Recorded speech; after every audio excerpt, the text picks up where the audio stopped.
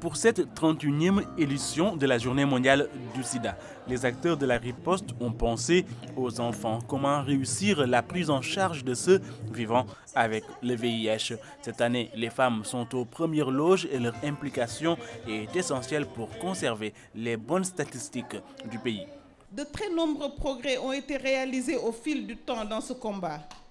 Selon l'ONU-SIDA, 24,5 millions de personnes séropositives reçoivent un traitement antirétroviral en 2019, soit environ 2/3 de la population infectée par le virus dans le monde.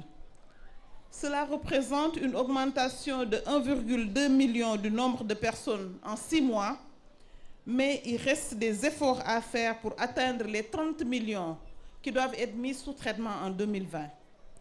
Au Sénégal, nous nous réjouissons des avancées significatives que notre pays a enregistrées. Ces progrès sont traduits par des résultats encourageants, notamment une baisse régulière des nouvelles infections.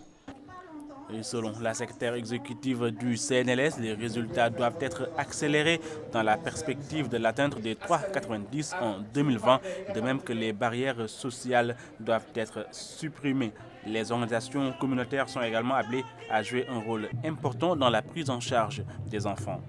Mais il faut que saytu dépistage bi donne problème. Le dépistage est très important pour tous les enfants. Chaque mère de famille doit amener son enfant. Si les résultats s'avèrent positifs, il doit être amené à l'hôpital.